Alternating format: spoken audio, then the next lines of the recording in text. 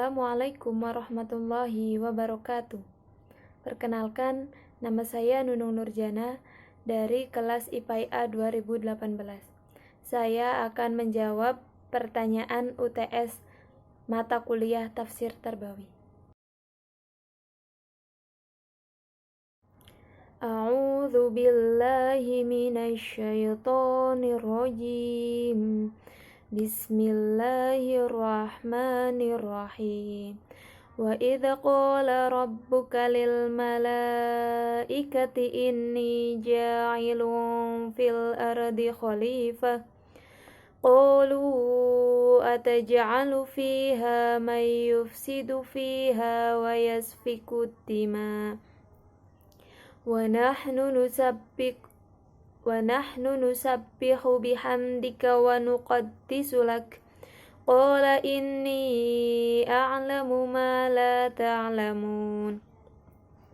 Yang artinya, dan ingatlah ketika Tuhanmu berfirman kepada para malaikat, Aku hendak menjadikan di bumi khalifah. Mereka berkata, Apakah engkau hendak menjadikan orang yang merusak di sana dan menumpahkan darah? Sedangkan kami bertasbih, memujimu dan menyucikan namamu. Dia Allah berfirman, Sesungguhnya aku mengetahui apa yang tidak engkau ketahui. Wa idza qala, dan ingatlah ketika Tuhanmu berkata, lil malaikati, kepada para malaikat, ini aku ja'ilun, hendak menjadikan fil ardi khalifah, fil ardi di bumi, khalifah.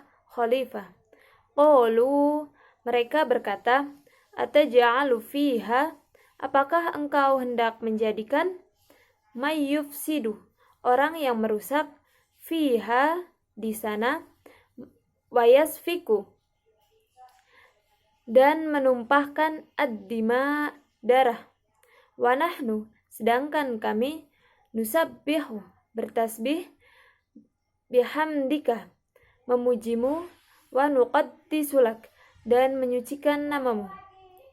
Qala, dia berfirman, Inni, sesungguhnya aku, a'lamu, mengetahui, ma la ta'lamun, apa yang tidak engkau ketahui.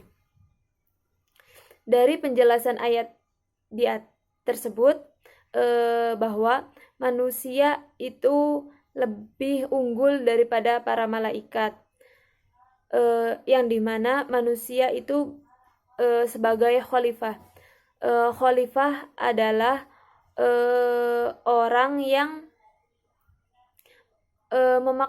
memakmurkan bumi, orang yang bertugas untuk memakmurkan bumi, dan khalifah juga, manusia juga ditugaskan untuk beribadah. Sehingga dari sini kita dapat diketahui bahwa tujuan kita adalah untuk menyembah kepada Allah.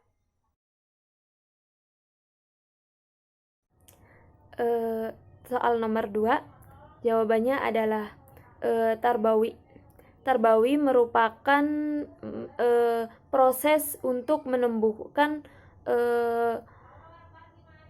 potensi dan mengembangkan potensi itu tersebut, mengembangkan potensi dari diri siswa, yang dimana melalui cara memelihara, mengasuh, dan merawat siswa dengan baik gitu, secara terencana dan berkelanjutan.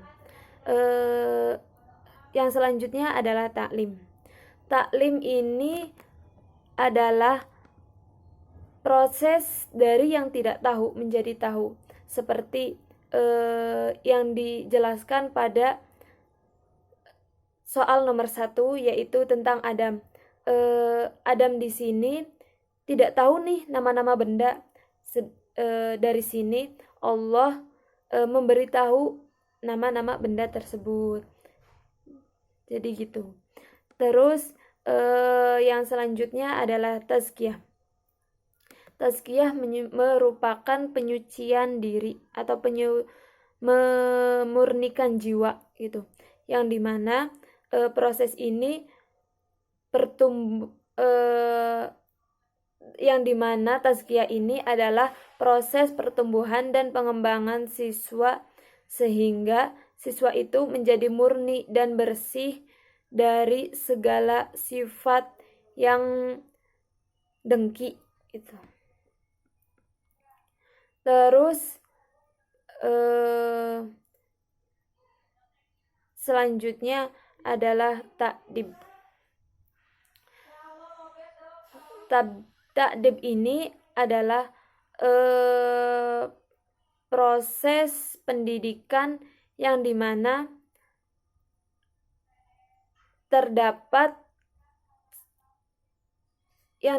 dalam proses ta'dib ini siswa dituntut untuk sopan dan santun, bertata krama, berakhlak mulia, bermoral dan beretika kepada sesama gitu semuanya.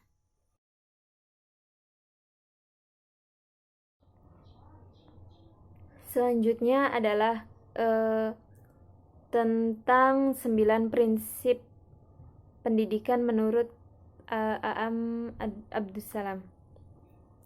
Yang pertama adalah Rahmaniyah atau kasih sayang, yang dimana kasih sayang ini menyatu dengan keimanan sehingga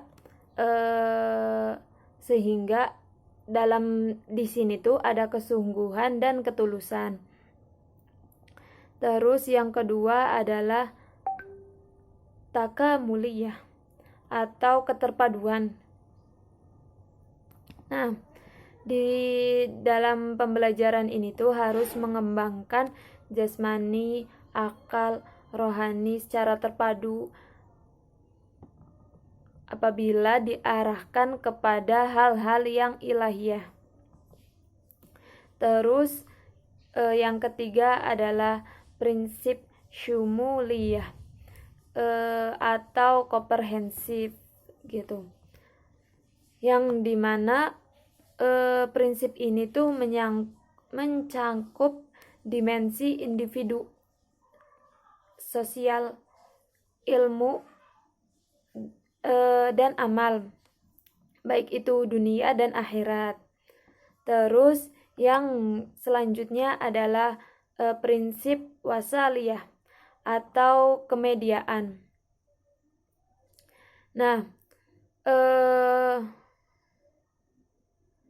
dalam pembelajaran dituntut untuk membelajarkan, bukan untuk menyampaikan ilmu, sehingga pembelajaran itu dapat berkembang dengan berbasis sumber belajar seperti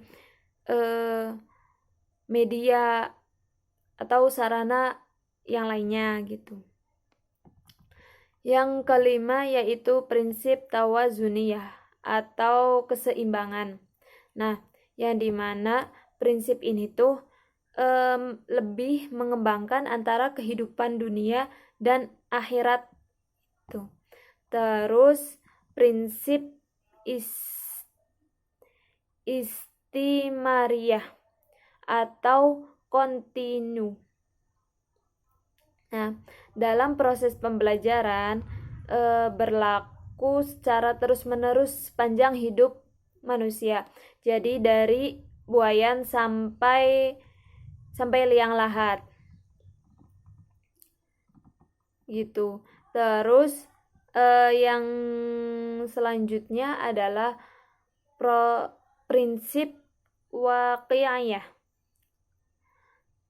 atau kontekstual. Nah, dari prinsip ini tuh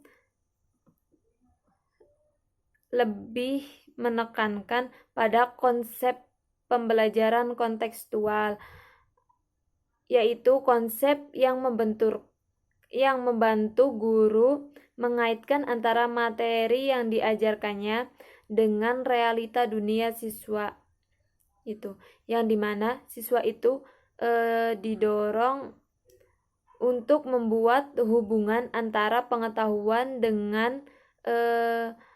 dengan penerapannya gitu. Terus yang kedelapan adalah prinsip Robbaniyah atau ketuhanan. Jadi prinsip ini tuh antara pembelajaran harus menempatkan Rob atau nilai-nilai sebagai rujukan dan tujuan utama gitu. Terus yang kesembilan adalah prinsip uswiyah atau keteladanan. Nah, dalam pembelajaran seorang guru itu harus mampu tampil sebagai teladan gitu.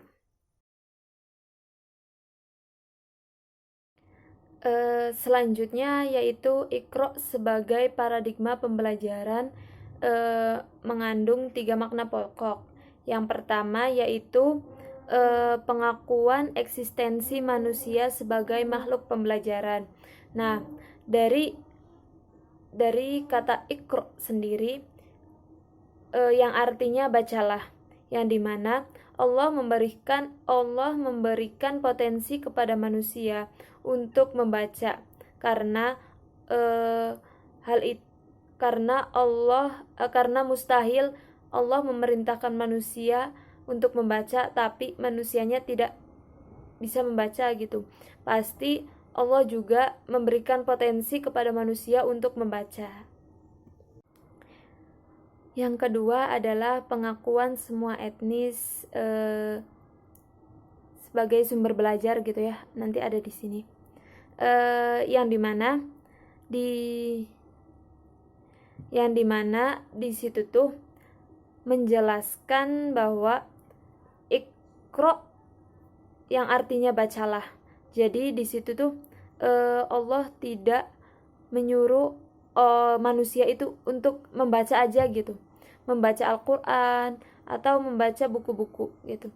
Tetapi di sini itu meliputi menelaah, mengkaji, menganalisis, meneliti gitu. Jadi semua aspek gitu. Bukan hanya membaca aja. Mulai dari objek yang mencangkup ayat yang tertulis maupun tidak tertulis, maupun yang Qur'aniyah atau Qauniyah. Nah, yang ketiga yaitu bahwa Allah merupakan satu-satunya Tuhan, yang dimana Allah itu maha awal dan maha akhir. Nah, cara pandang tersebut itu sangat luas ya, karena sesuai dengan luasnya pembelajaran yang menyangkut tentang pengembangan ilmu dan kehidupan manusia, serta segala aspek dan bidangnya